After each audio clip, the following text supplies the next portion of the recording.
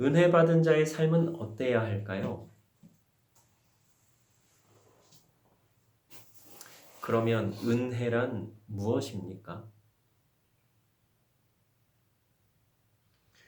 보통 모든 것이 하나님의 은혜입니다라고 그렇게 고백할 때에 그 은혜는 무엇을 의미하는 걸까요? 사실 은혜 받았다고 해서 하루아침에 삶이 달라지지 않습니다. 상황이나 사람들이 달라지지도 않습니다. 달라지는 것은 은혜 받았다고 하는 내가 달라지는 것입니다. 공부 열심히 하고 잘하면 서울대 갈 수 있습니다.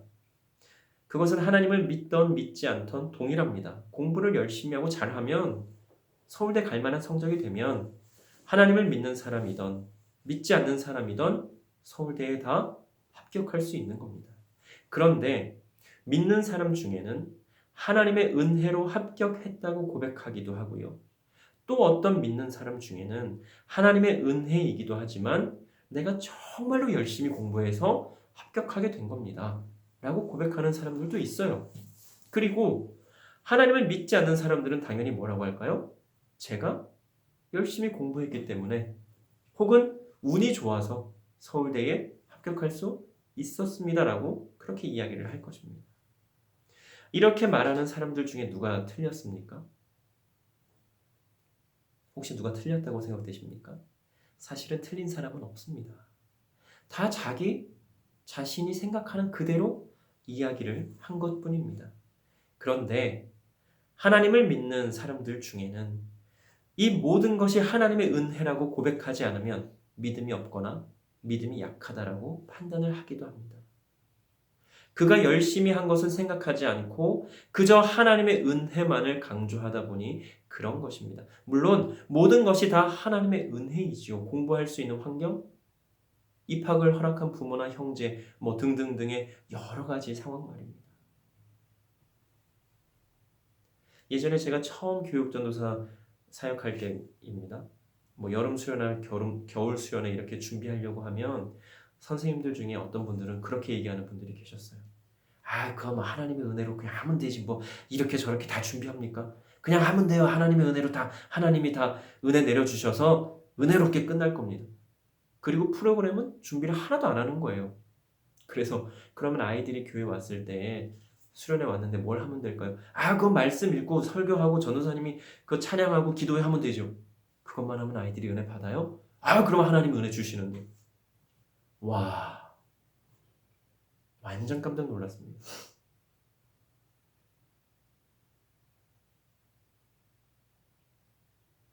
그건 잘못된 믿음이에요. 믿음이 아주 좋은 분들이 아니에요. 그렇게 말하는 분들은요. 하나님의 은혜로 다 될 겁니다. 잘 될 거예요. 준비해야지요. 철저히 준비해야지요. 열심히 최선을 다해서. 그리고 하나님의 은혜를 간구해야지요. 하나님 우리가 이만큼 준비했습니다. 하나님께서 주시는 영감으로 하나님께서 주시는 은혜로 이만큼 준비했는데요. 하나님께서 은혜를 부어주셔야만 이번 수련회에서 귀한 하나님의 영광이 나타날 것이고 하나님의 은혜 안에 우리가 무사히 수련회를 마칠 수 있을 겁니다. 이렇게 하는 게 믿음 아니겠습니까? 무작정 하나님의 은혜로 다 될 거니까 그냥 하던 대로 하고 마음대로 아무렇게나 하면 되지. 이건 절대적으로 위험한 거예요. 정말 위험한 사고입니다. 제가 신대원 시험을 여러 번 낙방했습니다. 그렇죠.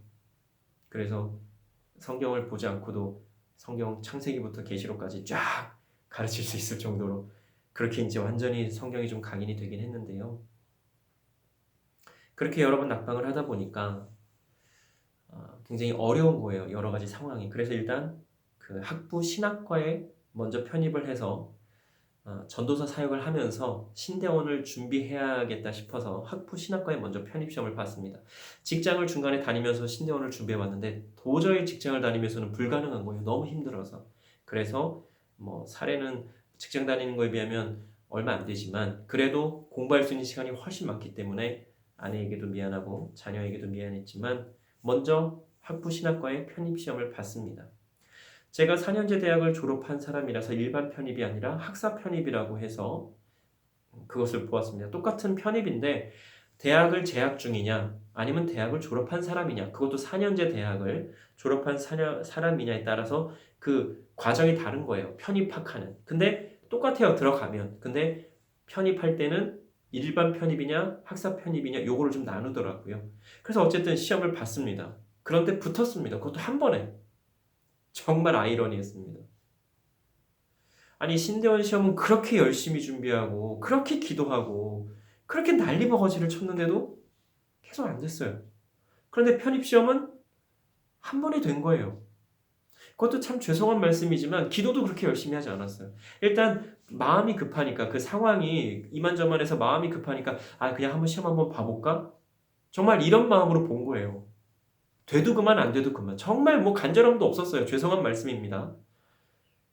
그 어쩔 수 없이 그 차선책으로 선택한 거예요. 공부를 할 수 있는 시간을 벌기 위해서. 학부 신학과에 먼저 편입해서 교육전도사로 사역하면서 신대원과의 그 공부를 할 시간을 좀 벌기 위해서. 그런데 덜컥 돼버렸어요. 됐으니까 안 갈 수도 없는 거예요. 사실 안 됐으면 하는 마음으로 봤거든요. 더 죄송한 말씀이지만. 그런데 이것을 바로 하나님의 은혜라고밖에는 설명을 할 수가 없는 겁니다. 하나님의 은혜로 된 거란 말이에요. 하나님의 뜻이 있으셔서 하나님의 인도하심으로 준비도 열심히 하지 않았고 기도도 하지 않았는데 그냥 한번 봐볼까? 했는데 하나님의 은혜로 된 거예요. 이게 하나님의 은혜가 아니면 뭐가 하나님의 은혜겠습니까? 더 재미있는 거는 면접시험 볼 때요. 기억하세요? 그 아주 당시에는 굉장히 좀 유명하고 센 그 교수님께서 면접을 보셨습니다. 남자 교수님과 함께. 근데 제가 그 앞에서 뭐라고 할게요? 교수님께서 뭘 물어보셨는데 아줌마 선생님들이 좀 문제라고 내가 그렇게 얘기를 한 거예요. 여성 앞에서 여성을 비하하는 듯한 발언을 한 거죠. 그래서 떨어졌겠다. 왜냐면 면접에서 그렇게 뭐 대답을 했으니. 근데 또 됐어요. 요한계시록이 몇 장까지 있냐고 물어봤는데 21장인가 22장까지 있을걸요? 요한계시록이 몇 장까지 있어요? 갑자기 물어보면 헷갈리죠. 21장까지일까요? 22장까지일까요? 몰라요. 그리고 순간적으로 교수님께서 물어보셔서 제가 22장, 21장, 22장인가요? 막 이랬는데 교수님도 순간 헷갈리신 거예요. 본인이 물어보시고도 그래, 어쨌든 그래 넘어가고 그렇게 면접 봤으니 제가 붙었다고 생각했겠어요? 아니란 말이에요. 당연히 떨어졌겠구나. 또 그 시험 중에 그 성경 시험하고 영어 시험을 봐요.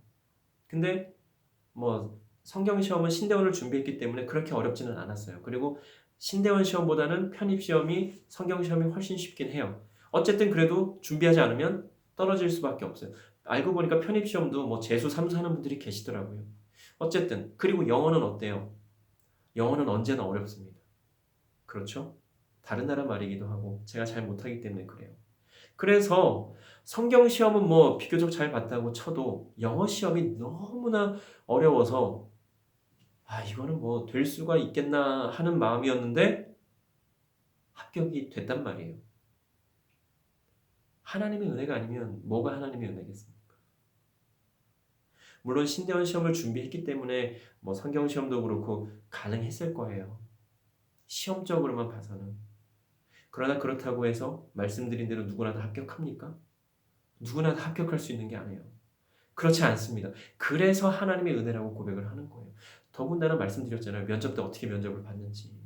그럼에도 하나님의 은혜로 합격을 했다니까요. 이게 바로 하나님의 은혜라고 하는 겁니다. 잘 생각해 보세요. 우리가 구원을 받기 위해서 무엇을 했습니까? 무엇을 합니까?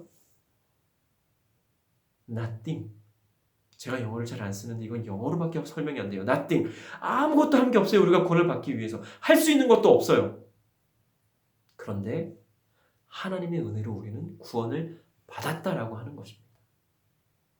제가 면접시험에서 그 학부 편입시험에서 면접시험을 제대로 잘 못 봤다고 했죠. 우리가 우리의 삶을 살면서 어때요? 실수해요? 안 해요? 하잖아요. 잘못해요? 안 해요? 하잖아요. 하나님께서 원하시는 대로만 살아요? 그렇지 않잖아요. 그럼에도 우리는 하나님의 은혜로 구원을 받았다라고 하는 거예요. 그래서 하나님의 은혜인 겁니다. 우리가 구원받기 위해서 한 것 아무것도 없어요. 할 수 있는 거 아무것도 없어요. 그럼에도 하나님의 은혜로 우리는 구원을 받은 겁니다. 그리고 그렇게 구원받은 자로서의 삶을 사는 사람이 하나님의 은혜 안에 거하는 자요, 은혜를 누리는 사람인 것입니다. 그러니까 악하게 살 수 있을까요? 내가 구원받았잖아요. 한 게 아무것도 없는데 하나님의 은혜로, 하나님의 사랑으로 구원받았잖아요. 천국을 약속받았단 말이에요. 그러니까 그렇게 구원받은 자로서 은혜 안에 살고 있는데 악한 일을 벌일 수 있어요? 악하게 살 수 없는 거예요. 거짓말 할 수 있어요? 할 수 없어요. 살인은요, 할 수 없는 거예요. 은혜 받은 사람은 악한 일들, 그 어떤 악한 일, 하나님께서 싫어하시는 것 할 수가 없는 거예요. 왜? 구원받은 은혜가 너무나 크기 때문에. 은혜 받았다라고 하는 사람은 이렇게 달라지는 겁니다. 은혜 받기 전과 은혜 받은 후로. 은혜 받기 전에는 몰라요. 하나님의 은혜로 내가 구원을 받았는지 몰라요. 그러니까 막 살아요, 아무렇게나. 근데 하나님의 은혜로 구원을 받았다는 걸 알게 되면 어떻게 돼요? 달라지는 거예요. 구원받기 전과 구원받은 후의 삶이 이렇게 달라져야 한다라고 하는 겁니다. 달라질 수밖에 없죠. 그런데 은혜 받은 것으로 그냥 끝나는 경우도 있습니다. 쉬운 예를 들어보면 이런 경우예요. 예전에 제가 소망교회 출석할 때 목사님께서 하도 이제 답답하시면 하시는 말씀이 있으셨어요. 주일 예배 후에 집으로 돌아가실 때에 제발 주차장에서 싸우지 마시기 바랍니다. 조금만 양보하시고 5분 정도 늦게 간다라는 생각으로 좀 천천히 여유를 가지고 주차장에서 나가시기 바랍니다. 그럼에도 어때요? 목사님이 아무리 그렇게 얘기해도 주차장에서 싸워요. 빵빵거리면서 네가 왜 먼저 나가냐고, 내가 먼저 나가겠다고, 그 조금 더 먼저 나가겠다고 싸워요. 예배는 은혜롭게 다 잘 드려놓고 은혜 받았다라고 하면서. 참 재밌죠? 예수님께서 천국 비유를 말씀하시면서 네 가지 땅에 대해 말씀하신 것이 있습니다. 혹시 기억하세요? 길가, 돌밭, 가시덤불, 그리고 좋은 땅.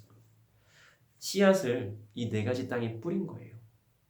길가나 돌밭, 가시덤불은 그 경우만 조금 다를 뿐이지 다 똑같이 좋지 않은 땅입니다. 그래서 씨앗을 아무리 좋은 것을 뿌리고 잘 관리해도 어떻게 돼요? 그 씨앗이 잘 자랄 수가 없어요. 그런데 좋은 땅은 어때요? 씨앗이 뿌려졌을 때 뿌리를 잘 내리고 잘 자랄 수 있는 땅이 바로 좋은 땅입니다. 그리고 이 좋은 땅에서는요, 좋지 않은 것들이 열매를 맺을 수가 없어요. 아주 특별한 경우가 아니고는, 왜요? 땅이 너무나 좋아요. 그러니까 뭘 심어도 잘 자라고 열매를 잘 맺을 수밖에 없어요. 좋게. 마찬가지입니다. 좋은 땅과도 같은 은혜 받은 사람의 삶에서는 악하고 못된 말이나 행동들이 나타날 수가 없다라고 하는 거예요. 왜? 좋은 땅에서 어떻게 악한 나쁜 열매가 맺어요? 그죠? 마찬가지예요. 은혜 받은 그 삶, 은혜 받은 사람, 좋은 땅과 같은 사람이 어떻게 악한 말이나 악한 행동들을 할 수 있겠습니까? 좋은 땅에서 좋은 열매가 맺히듯이 하나님의 은혜 안에 온전히 거한 사람은 하나님께서 원하시는 선을 행하며 살 수밖에 없는 것입니다. 그 자체가 좋은 땅이 되어버렸기 때문에 은혜 안에서 우리가 이 은혜를 나누는 삶을 살아야 할 텐데요. 혹시 은혜를 끼친다는 말을 들어보셨습니까? 보통은 받은 은혜를 나눈다라고 이야기를 하지만 사실은 이 은혜는 나눌 수 있는 게 아닙니다. 은혜 받은 자의 삶을 통해서 그 은혜가 전해지는 것이지요. 은혜 받은 사람은요, 주차장에서 먼저 나가겠다고 싸우지 않습니다. 그렇죠? 양보를 하든지 배려를 합니다. 자기 자신의 손해를 보면서까지. 아, 그래, 먼저 가세요. 나는 이 주차장에서 먼저 나가겠다고 싸우면서 내가 받은 은혜를 빼앗기고 싶지 않습니다. 그 은혜를 갉아먹고 싶지 않아요. 그 은혜를 정말로 그 주차장에서 싸우는 것 때문에 잊어버리기 싫어요. 잃기 싫어요. 나는 그 은혜 안에 살겠습니다. 먼저 가세요. 문제 없어요. 화가 나는 순간에도 참을 수가 있고요. 거짓말이나 악하고 못된 말이나 행동들을 하지 않게 됩니다. 이거 하나님께서 원하지 않으시는 건데 내가 이렇게 하는 걸 하나님께서 원하실까? 이 생각을 하기 때문에 할 수가 없는 거예요. 그러면 그런 사람들과 함께하는 사람들은 어떨까요? 매우 좋을 겁니다. 평안하고 평화로워요. 그런 사람과 함께하면. 이게 바로 은혜를 받은 사람이 은혜를 끼치는 삶을 사는 겁니다. 내가 받은 은혜를 전하는 삶을 사는 게 바로 이렇게 사는 거예요. 은혜 받은 자가 은혜 안에 거하니까 옆에 있는 사람들에게도 그 은혜가 전해지는 거예요. 내가 은혜 받은 사람인지 또 은혜 받은 사람과 내가 함께 하고 있는지 한번 잘 생각해 보시기 바랍니다. 말씀을 함께 찾아 읽으면서 오늘 말씀을 한번 마치도록 하겠습니다. 신약 성경 마태복음 13장입니다. 마태복음 13장 18절에서 30절까지 말씀. 마태복음 13장 18절로 30절까지 말씀을 함께 교독하시겠습니다. 신약 성경 마태복음 13장 18절로 30절까지입니다. 제가 먼저 읽겠습니다. 그런즉 씨 뿌리는 비유를 들으라.